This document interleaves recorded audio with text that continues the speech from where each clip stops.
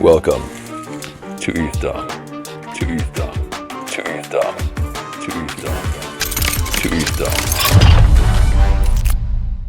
Hi everyone. My name is Lisa Akselrod. I'm part of DeFi, DevRel team in Aztec.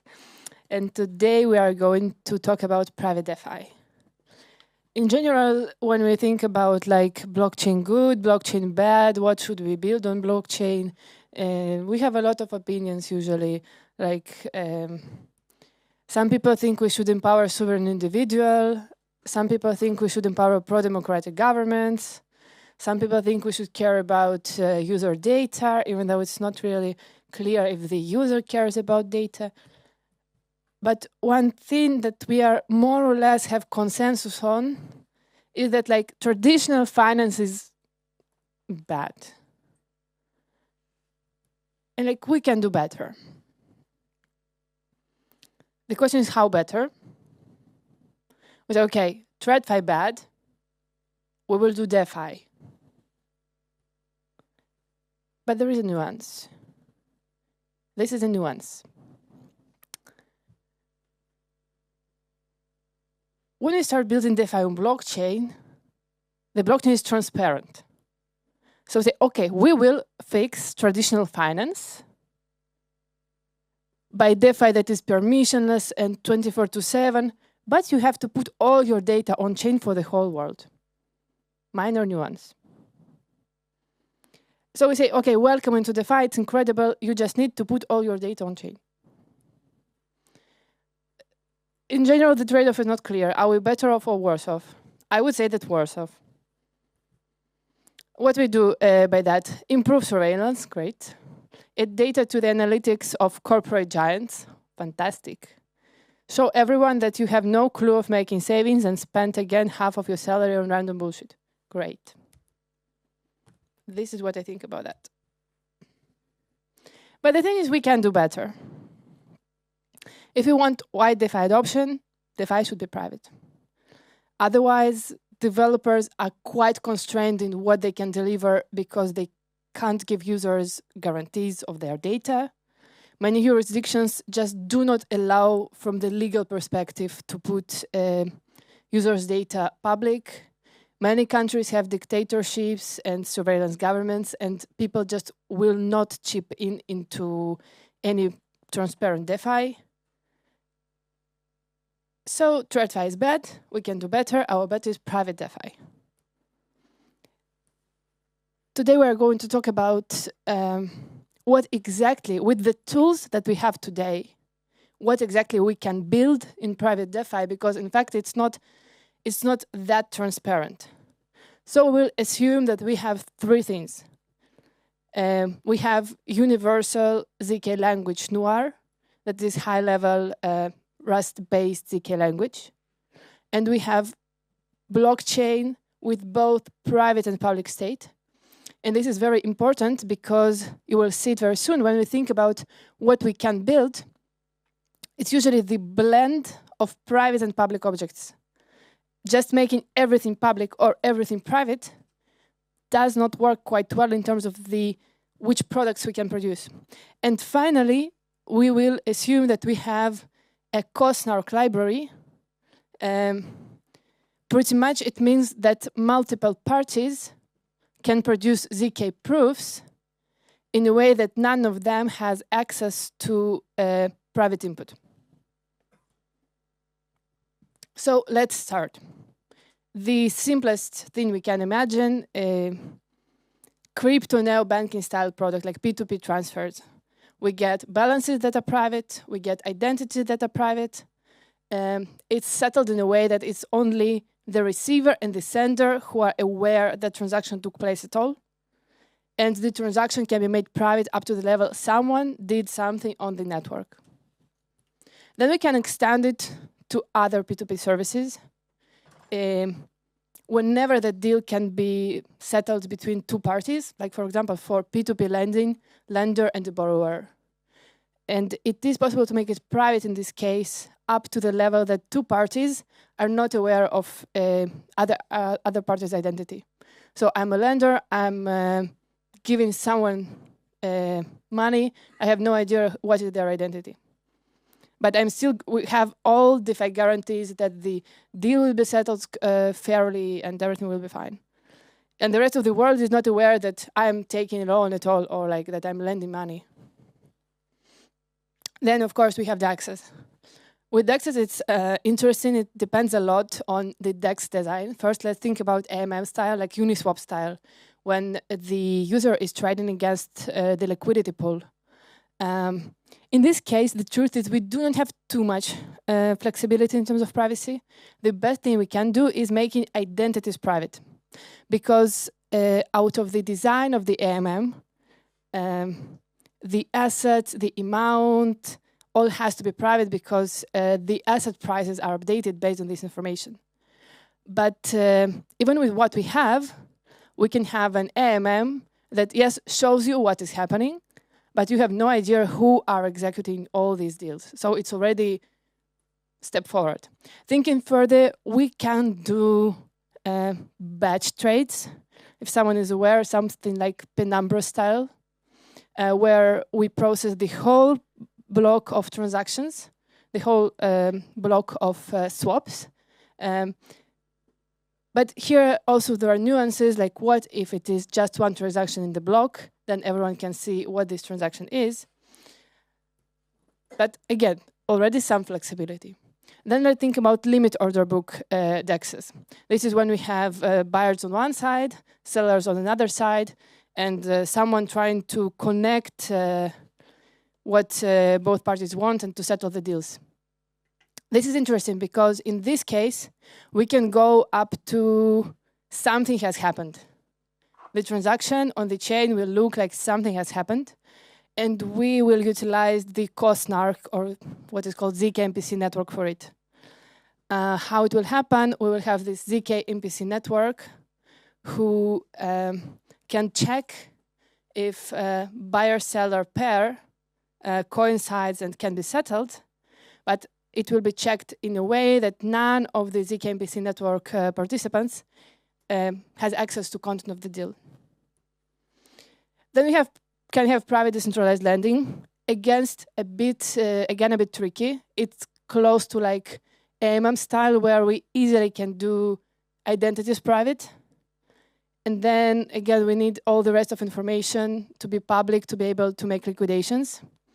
What we can do as an alternative, a bit more permissioned alternative, again, using COSNARCs, using the ZK-MPC network, we can appoint a small set of validators for each particular loan, and this set of validator will check the position for health. Then we have private stablecoins. It's like arguable if we put stablecoins to DeFi or not to DeFi, because most stablecoins are not really decentralized, and but just thinking about them in general, again, we can have private stablecoins, and here, this property of something public, something private becomes really interesting and meaningful for us, because on the user side, we can say, we can have it like identity private, balance private, but on the stablecoin protocol side, we can have some transparency, like total stablecoin supply and proof of collateral. We want all of that to stay publicly verifiable. And this same will be absolutely fair for asset tokenization mechanism. We can have, it can be issued, distributed, managed privately, and even the very existence of the asset on-chain will be private. But we can leave something to be publicly verifiable if we want. We also can have private derivatives in the same manner as tokenized assets. The thing I really like is private prediction markets. Why I like it? Because it seems that in general, prediction markets have already proven themselves to have some product market fit, even with like full transparency. And maybe introducing privacy, it can go even further to like Web2 style consumers. But what we can do in terms of privacy, we can have user identity, bets, and payouts private, while the rules of the game and outcomes to be publicly verifiable. there are several mechanisms how we can do it. We can use something like stealth address or like one-time address, where in every game the user will participate using a new address and the prize will be distributed to this address. So if someone is looking from outside at the whole, like what is happening within the prediction market, they can't like do any analytics understanding like that those particular batch of addresses belong to one user. We also can use something called escrow contract. This is self-executing contract that, let's say, can have its own balance, and whoever can prove that they satisfy some rule for win to get the prize can get the prize. Yeah, there are several DeFi products that, from my perspective, can meaningfully benefit from privacy, and really interesting to explore both from the like product perspective, but also for people who like fancy tech stack from the technical perspective. One of the things to mention is that, like, again, it's a bit arguable if TVL is a good approximation for market size, but let's say if, like, we already with transparent DeFi could get some 300 billion, let's say, market, it sounds quite good, especially like when people are quite depressed about blockchain at all. And it seems that like if we introduce privacy, can't promise you, but I think we can go way better. Maybe 2x, 10x, 100x, I don't know. Yeah, and the last thing to say is that how I think about it, like I often meet people who say like, we should go all in privacy. Like everything is terrible, everything is transparent, we should go all in privacy. How they call it, like cypherpunk. I do not support this like extreme point. I think we should have privacy as a tool for building products, for development, for having fun. And then whenever we think about like building something, we should have this opportunity to use privacy as a tool. I think this was the last slide. Yeah, my contacts, feel free to message me anytime to talk about random stuff. And yeah, this is the QR code for getting started with Noir, because whatever you want to do with privacy, Noir is like your 100 bet. You will never regret if you open this link. That's it. We have 2 minutes for questions if we have any. Perfect. We've actually had a change in schedule a little bit, so the next talk will start at 12:30. So we might have time for a few more questions. So, question number 1, where? Oh, go here, then here. Hello. Hi. I was last in the Aztec community call, and they were talking about outsourcing proof generation, and they were like, "You shouldn't do that." But I just saw in your talk you were talking about co-snarks. Does that enable the user to outsource his proof generation because you can split the witness and not reveal your witness, I guess, to the rest of the network? Yes, I think this is the most like proper way, I would say, to outsource proof generation, because if you do it, you still get your kind of like complete privacy definition, where by complete I mean that it's only the user who has access to his private inputs. Because also like the definition of privacy is a bit tricky topic. Someone can tell you that like, okay, if it's only the user and the prover being aware of a private witness, and the prover, we are running it, I promise you it won't tell anyone. It's in general like Web 2 model, like where you have the server of the company and the company promises you not to share it with anyone. Someone will tell you this is also privacy. So like privacy is a bit definition sensitive topic. But if we are talking about like strict definition of privacy that we stick to in Aztec, as far as I know, using co-snarks is the only way for today. Okay, thanks. Thank you. Question over here. Hello, great presentation. I'm wondering if you could give a bit more color about, for example, onboarding someone like USDC. I assume you want to do that. And I think you touch on this briefly, but I mean, USDC, they want to be able to like blacklist addresses and like kind of freeze funds. How exactly would that work on Aztec without going too much into the technical details? Yeah, that's a great question. One of the features we have in Aztec is we do not have canonical bridge, and it's up for every application what the rules of on-ramp, off-ramp they want to bring.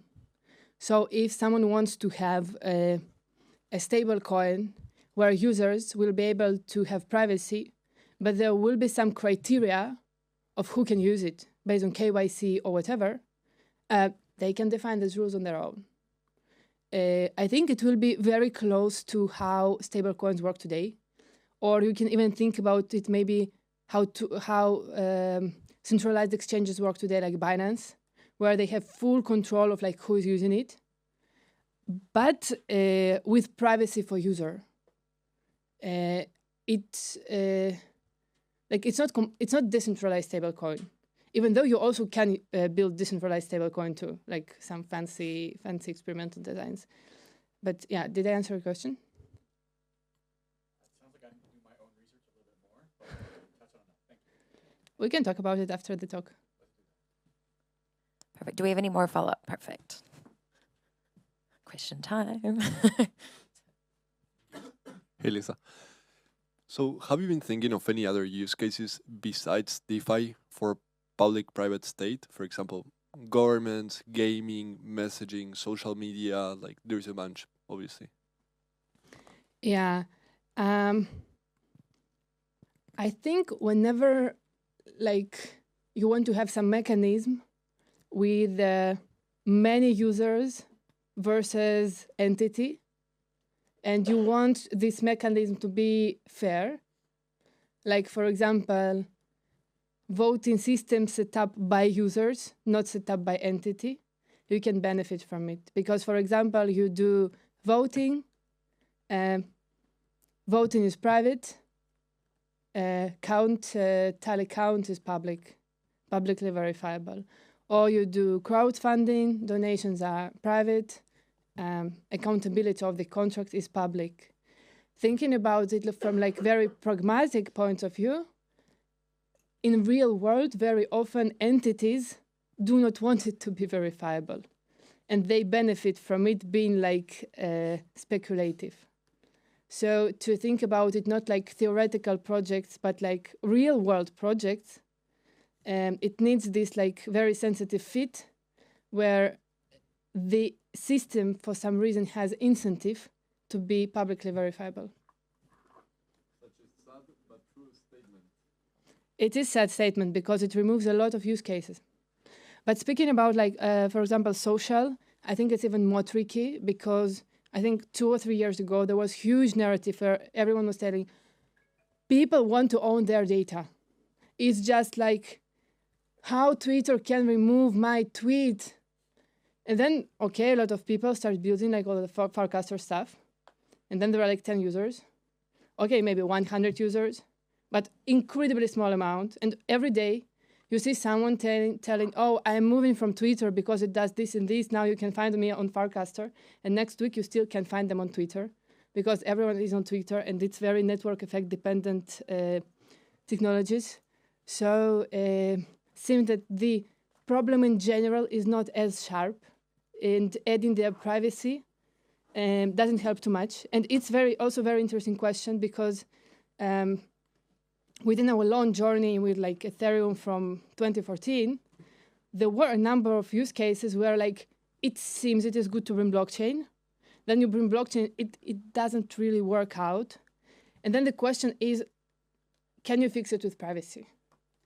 In most cases, the answer will be no. It's just not a fit from the product perspective. But in some cases, the answer will be yes. So the most interesting thing that wasn't possible like a year ago and is possible now to find these cases where privacy really fixes the problem. Cool. Do we have any more questions or? No, okay. If you think of a question after the talk, then you'll be roaming around for the rest of the day. I assume. So yeah, thank you so much. Thank you so much. So the next talk.